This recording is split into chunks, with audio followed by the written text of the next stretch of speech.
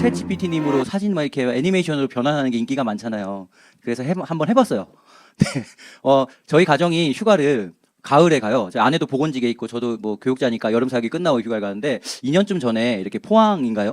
포항인가 영덕인가? 이렇게 풍력발전소 있는 곳으로 저 신혼여행을 거기로 갔었거든요. 신기하죠? 네, 거기에 둘이 갔었었는데 이제 아이들 둘이 태어났고 한번 그곳으로 여행을 다시 갔어요. 그래서 신혼여행 때 찍었던 사진에 아이 둘을 포함해서 사진을 찍었어요. 저렇게 찍었어요. 네, 저렇게 찍었어요. 이게 저희 가정의 주포주입니다. 네, 다 군인이 되고 싶나 봐. 네. 저렇게 사진을 찍었어요. 저 사진을 변경을 했어요. 처음에는 너무 유명한 센가치히로의 지브리 스타일로 변경을 했어요. 저렇게 해주더라고요. 네, 너무 잘 나왔어요. 네, 저 현실보다 나아요. 감사합니다. 네, 그래서 푸사를 바로 바꿨어요. 네, 근데 아내가 또 이렇게 주문을 했어요. 명탐정 코난 스타일도 한번 그래서 바꿨어요. 저렇게 나오더라고요. 아우, 네, 신기해요. 근데 저는 저희 집에 정말 좋아하는 캐릭터가 있어요. 저희 아내가 자다가도 이 사람 이야기하면 깨는데 바로 누구냐면 짱구예요. 짱구 스타일로도 바꿨어요. 제일 잘 어울려. 네, 저희 가정들입니다. 네, 네, 신기하죠. 네, 왜 저걸 가지고 왔냐면 오늘 그림 얘기를 좀 하려고 그래요. 오늘 말씀 제목이 레오나르도 디카프리오가 아니네요. 레오나르도 다빈치의 네, 질문입니다. 제가 요즘 공부하는 것 중에 미학이라는 걸 배워요. 이 미학이 뭐냐면 예술이나 우리의 삶에 일어나는 미술품이나 또 여러 가지 것들에서 아름다움을 좀 찾아보는 학문입니다. 뭐 이런 학문도 있어요. 그래서 미술화가들이 그림을 그릴 때 왜 이 그림을 그려냈는지에 대한 그림 속에 있는 철학들, 가치관들을 좀 찾아보는 거예요. 실제적으로 우리나라에 요즘 그림 잘 그리는 사람 너무 많잖아요. 막 홍대 가면 막 그림 막 삐까뻔쩍해요. 저도 이렇게 한 번씩 놀러 가다 보면 막 이렇게 너무 그림을 잘 그리는 분들이 많아요. 그런데 왜 걸작은 나오지 않을까요?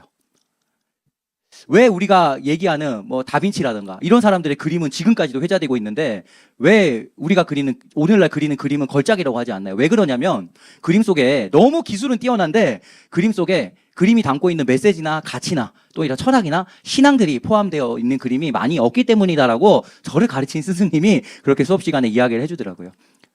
그런 것 같지 않나요? 너무 그림은 잘 그리고 너무 잘하는데 그 그림이나 그 미술 속에 담겨 있는 그 사람의 어떤 신앙관이나 그 그림을 통해 하고 싶은 이야기들이 잘 보여지지 않는 시대를 어쩌면 우리가 살고 있는 것은 아닌가 싶습니다. 네. 그런데 뭐 우리 안에는 이런 철학을 가지고 계신 분들이 많아요. 호주님. 본인의 모습을 이렇게 예수님처럼 그려내신 우리 호주님이라던가 우리 한선님 뭐 이렇게 걸작을 좀 만들어내는 분이 되시기를 소망합니다. 네. 우리 한선님이 알죠? 윤종신 월간 윤종신의 음악 계속 하고 있는 거 많이 들어주세요. 한번 들을 때마다 이런이라고? 아니야? 네. 그림도 많이 그려서 세상에 복음을 전할 수 있도록 좀 많이 들어주면 좋겠어요. 그래서 레오나르도 다빈치가 그린 그림이 있어요. 최후의 만찬 그림. 너무 잘 아시죠? 네, 이 그림이죠. 네, 너무 잘 알아요. 너무 잘 알아. 너무 유명해요. 그죠? 모르는 사람 없을 거야. 자, 그런데 이 최후의 만찬 이 그림이 왜 유명해졌는지를 알고 계신가요?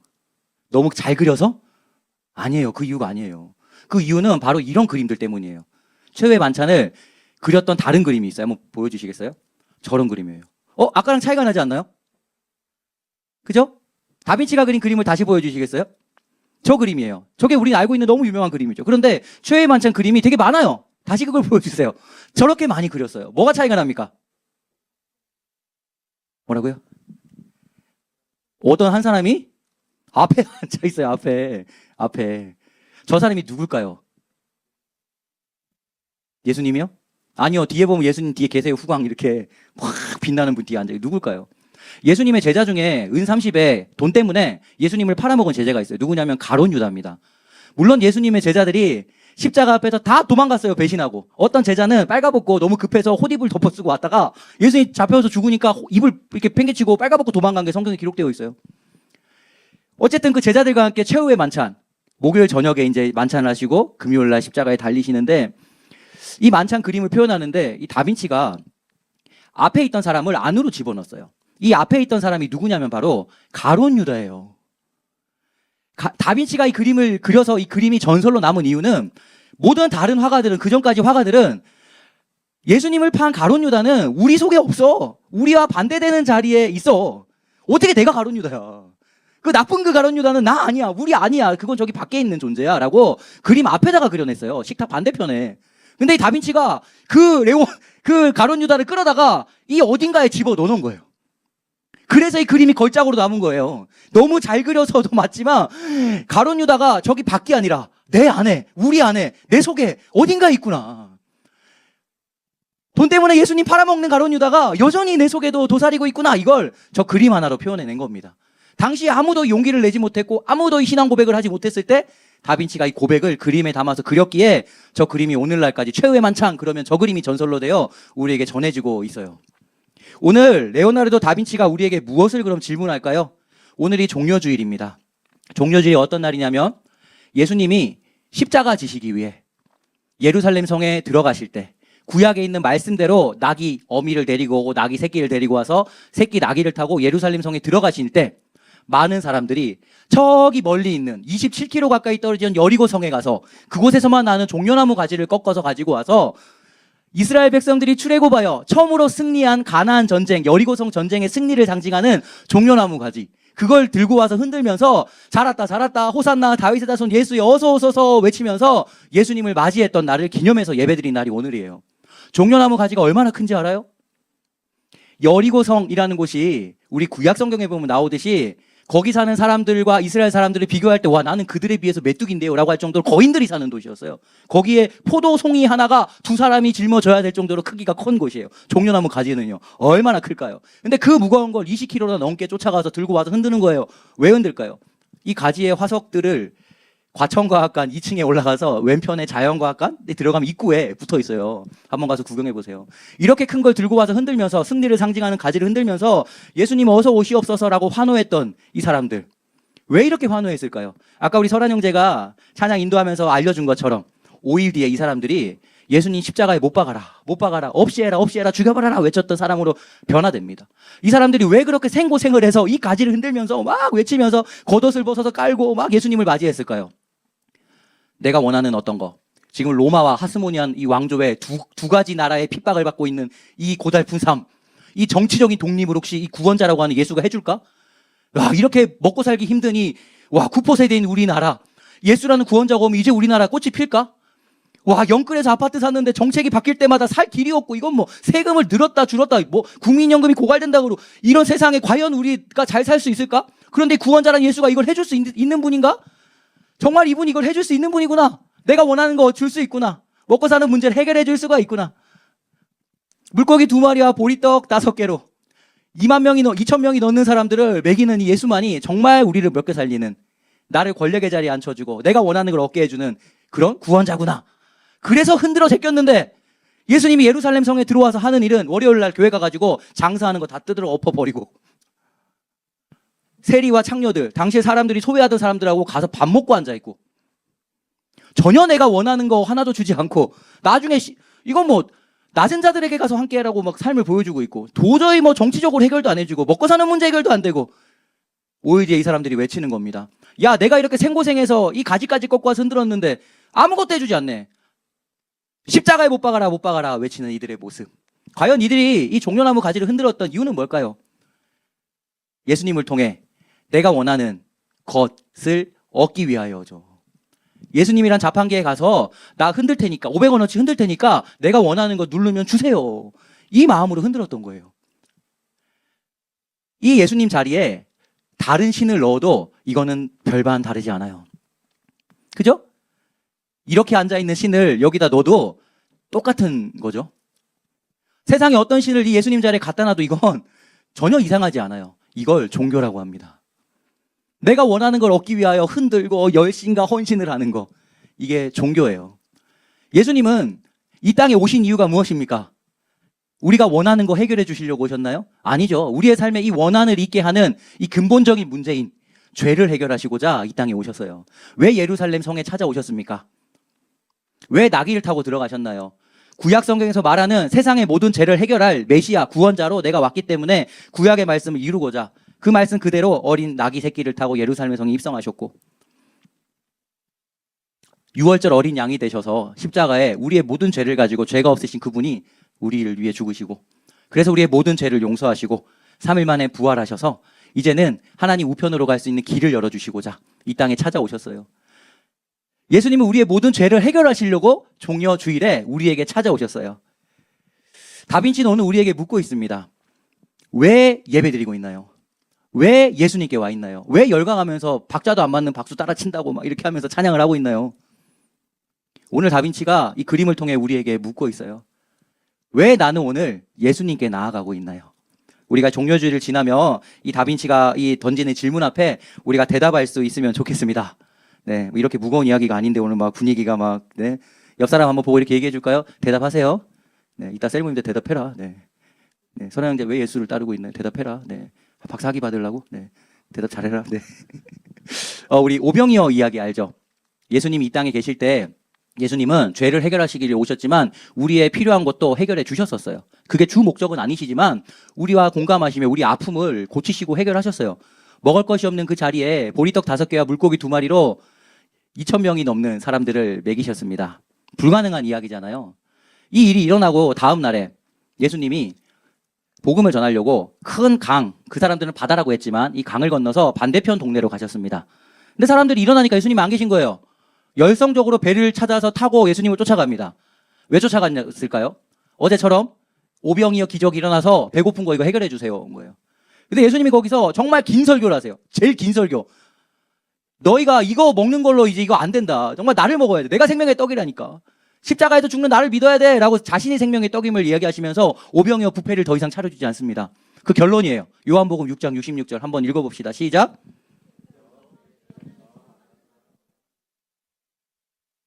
제자라고 불렸어요. 근데 내가 원하는 거 주지 않아요. 2번 다시 따르지 않습니다. 이 사람들이 예수를 믿은 걸까요? 이게 다빈치의 질문이에요. 오늘 우리는 왜 예수님 앞에 나와 있습니까? 무엇 때문에 나와 있는 건가요? 역시 내가 원하는 거 이렇게 예배나 열심히 드려줬는데 내가 원하는 거 안 주면 아이 나도 그냥 버려야 되겠다. 혹시 우리가 이런 마음이 있지 않나요?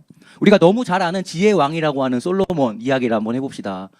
성경에 보면 막 솔로몬 엄청난 재판하잖아요. 그죠? 막 지혜의 왕이라 불리는 이 솔로몬. 그런데 이 솔로몬은 성경을 어떻게 보여주는지 알아요? 솔로몬이 딱 등장하는 그때 열왕기상 3장 1절에 성경이 이렇게 솔로몬을 등장시킵니다. 한번 읽어봅시다. 시작. 솔로몬이 애굽의 왕 바로와 더불어 혼인관계를 맺어 그의 딸을 맞이하고 그 밑에 3절에 이렇게 말씀하세요. 솔로몬이 여호와를 사랑하고. 오 맞아. 다윗의 아들 솔로몬 하나님 많이 사랑했지. 그런데 솔로몬이 등장하는 3장 1절에 솔로몬이 정략 결혼을 했다고 밝혀요. 여자가 아니라 바로와 더불어 오늘날 이집트라고 불린 옛날에 애굽의 바로 왕과 더불어 결혼을 했다라고. 그래서 그의 딸을 맞이했대요. 정략 결혼이에요. 근데 이때 나이를 계산해 보면 솔로몬이 40세인데 이미 결혼해서 아내가 있고 애가 1살이에요. 애가 1살일 때 다른 여자를 또 드려요. 뭐 왕이니까 그럴 수 있나요? 아니요. 하나님은 왕이라고 아내 많이 두지 말라고 말씀하셨어요. 한 사람하고만 결혼하라고 말씀하셨단 말이에요. 하나님을 사랑한다며. 그럼 하나님 말씀대로 살아야지. 근데 애가 1살일 때 글쎄 또 결혼해요. 이거 바람핀 거 아니야. 왜 결혼했어요? 정략 결혼이에요. 애굽이라는 강력한 군사력이 필요하고 강력한 재력이 필요하니까 그 사람하고 사돈을 맺고 거기 결혼을 해야지 그의 힘을 가져서 내가 세상을 다스릴 수 있다 생각하고 하나님을 사랑함과 동시에 그의 재력과 그의 권력을 사랑해서 애가 1살인데 또 결혼을 한다니까요. 솔로몬 아내의 입장에 한번 되어봅시다. 레드선 뭐라고 이야기할까요? 솔로몬한테. 호준 형제 이런 상황이야. 뭐라고 이야기할 거야? 자기야 뭐라고 얘기할 거야? 모르겠어? 네. 솔로몬의 아내 입장에 한번 되어보세요. 어떨 것 같아요?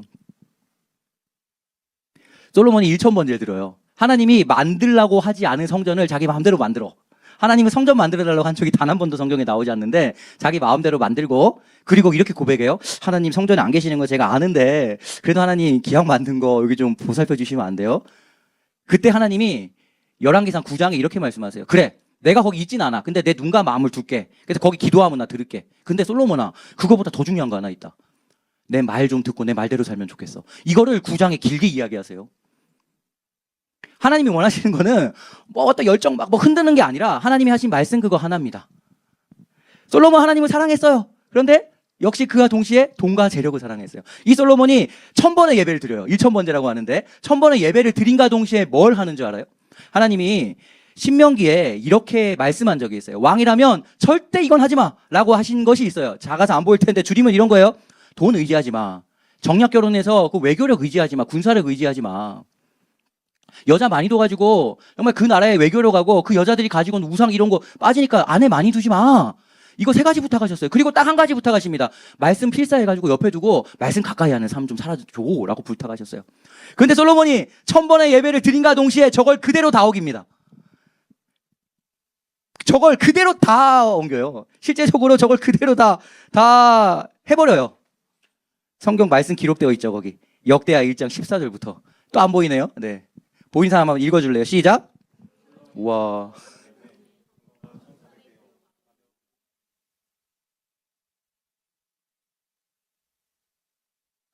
은금을 돌같이 은하게 하고 백향목을 뽕나무같이 많게 하였더라. 솔로몬의 말들은 애국과 사들였으니 왕의 무역상들이 때로 값을 정하여 산 것이라. 애굽에서 사들인 병거는 한 대에 은 600세겔이요 말은 150세겔이라. 이와 같이 햇사람들의 그들의 손으로 되팔기도 장사까지 했어요. 하나님이 하지 말라는 거 그대로 다 합니다. 1000번 예배 드리고 나서.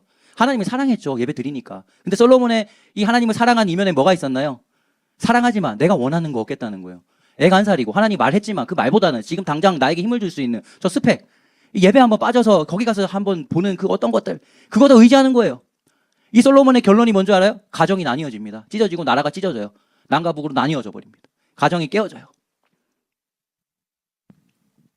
우리가 살아가는데 돈은 필요합니다. 당연히 필요해요. 많으면 더 좋아요. 많으면 하고 싶은 일들을 다 할 수 있고, 그죠? 더군다나 하나님의 일을 마음껏 할 수 있어요. 근데 중요한 건 바로 이겁니다. 오늘 읽었던 말씀 디모데전서 6장 10절 한 번만 더 읽어볼까요? 시작. 돈을 사랑함이 일만하게 뿌리가 되나니 미혹을 받아. 돈 자체가 문제가 아니에요. 돈을 사랑하는 것이 모든 악의 뿌리입니다.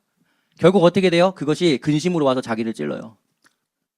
종려주일은 어떤 날이냐면요, 왜 종려나무 가지를 흔들었는가를 돌아보는 날이에요. 돈을 사랑하는 마음으로 내가 원하는 걸 얻고자, 내가 원하는 걸 이용하고자 하나님 더 사랑해요 라고 외치는 이런 자들의 자리. 그런데 그들에게 다빈치가 그림을 통해 되묻고 있는 거예요. 과연 네 속에는 그거 없니? 예수를 돈으로 팔아버린 가룟 유다 네 안에 없니? 우리 있잖아. 한번 돌아봐봐. 이걸 그림으로 우리에게, 후대들에게 선포하고 있는 겁니다. 예수님은 물론 우리의 삶의 여러 가지 문제들을 해결하실 수 있는 분이세요. 그런데 그것보다 더 중요한 거, 이 문제가 왜 생겼나요? 생명이신 하나님으로부터 떠나, 하나님을 떠나, 죄 아래 태어난과 동시에 사망을 향해 살아가는 우리들, 다시 하나님께 가서 생명을 얻고 싶은데 갈 길이 없어요. 죄의 담이 얼마나 높은지. 내가 죽지 않고는 넘어갈 수 없는데, 죽으면 끝인데 어떻게 가, 시체인데. 소망이 없는 우리에게 예수님은 찾아오셔서 내가 죄 없는데 너 죄 가지고 대신 죽고 사망 해결할 테니까 너 나랑 같이 내가 부활할 때 하나님께 가자. 이거 하시려고 이 땅에 내려오셔서 이 고난주간을 지내시고, 내가 맞아야 될 뺨을 대신 맞으시고, 내가 맞아야 될 채찍을 대신 채찍 맞으시면서 내가 당해야 될 조롱을 대신 당하셨어요. 십자가에서 뭐 천 하나 두르고 있는 것 같은데 천이 어디 있어요? 빨가벗고 이렇게 매달려 있는데. 내가 달려야 될 그곳에 대신 달리셔서 나 대신 십자가에 죽으셨어요. 이거 하시려고 찾아오셨단 말이에요. 그런데 이거는 없고, 뭐 죄 용서, 구원, 이거는 나중 일이고, 지금 내 삶에 내가 원하는 거 이거 하나 내놔. 나 이렇게 흔들면서 예배하잖아. 나 이렇게 기도하잖아. 목사님 말대로 성경 읽었잖아. 근데 내가 원하는 거 안 줘. 네가 신이야. 혹시 우리가 이런 마음 없나요? 가룟 유다가 이 우리 속에 있는 거, 다빈치가 이걸 질문하고 있어요. 우리가 종료주일 지나며 내 속에 혹시 돈을 사랑함, 일만하게 뿌리가 되는 이 모습이 내 속에 없는지 우리 자신에게 물을 수 있으면 좋겠습니다. 이 종료주일에 많은 사람들이 종려나무 가지를 흔들며 내가 원하는 거 내놔라고 헌신하는 이때, 정말 이곳에서 어떤 것도 원하지 않고 예수님과 함께, 예수님이 왜 이 길을 가는지를 잘은 모르지만 그 자리에 함께 성으로 들어갔던 한 존재가 있어요. 인간도 아니야. 누구냐면 바로 예수님이 타신 낙입니다. 낙이. 모두가 다 그 자리에서 나의 원함으로 헌신한다고 그거 큰 걸 들고 와서 흔들면서 외치는 그곳에서 아무 말 없이 예수님 가신 그 길에 잘 모르지만 함께 갔던 낙이, 동키, 예수님이 가시면 오케이 하고 갔기 위한 오키동키셀의 비밀이죠. 네. 종려주일의 이야기를 가만히 볼 때 우리를 한번 돌아보세요. 과연 나는 흔들고 있는 사람들인가? 잘은 몰라도 정말 내 삶이 이거 가서 나도 같이 십자가 져야 되나? 나도 혹시 채찍 맞아야 되나? 이거 잘 모르지만 오늘 예수님이 걷고 있는 그 길에 내가 원함이 아니라 그냥 그분이 가시니 함께 걷고 있는 오케이 하는 오키동키인가? 우리 자신에게 물어볼 수 있는 오늘 모임이 되면 좋겠습니다. 오늘 여러분들은 다빈치 질문 앞에 뭐라고 대답하고 싶나요? 목사인 저 역시도 그래요. 맞아요. 제 속에 여전히 가룟 유다가 도사리고 있습니다. 그래서 저 역시 종려나무 가지 흔들며 내가 원하는 거 달라고 하는 그런 참 나약한 존재입니다. 근데 예수님 이거 다 하시면서 옛날에도 그랬고 지금도 그러듯이 나귀에서 내려서 뒷발 차면서 야 이것들아, 니네가 지금 엎드려 뻗쳐, 내가 십자가 지러 왔지, 니네 원하는 거 확 그냥 학식 이거 하시지 않고 오늘도 한 말 안 하고 예수님 옆에 있는 양관식처럼 그냥 우리를 위해서 이렇게 흔들어 제끼며 없이 하소서 죽이소서 하는 우리를 위해서, 그런 배신자들, 그런 원수된 우리를 위해서 십자가에 아무 말 없이 가시는 그 예수님의 사랑, 그것이 있기에 여전히 가룟 유다가 도살이는 제가 오늘도 예수님 자녀, 하나님의 자녀라고 이야기할 수 있습니다 라고 고백을 하며 살아갑니다. 우리가 이렇게 끊을 수 없는 예수님의 사랑 앞에 종려주의를 지나며 우리 속을 한번 점검해보며 다빈치가 나에 와서 나를 그릴 때 과연 어떻게 그려낼 수 있는지 우리가 오늘 셀 모임에 나누면서 종려주의를 속에 계신 예수님의 이 사랑을 만나는 오늘의 셀 모임 또 한 주간 우리의 삶 되기를 예수님의 이름으로 축복합니다.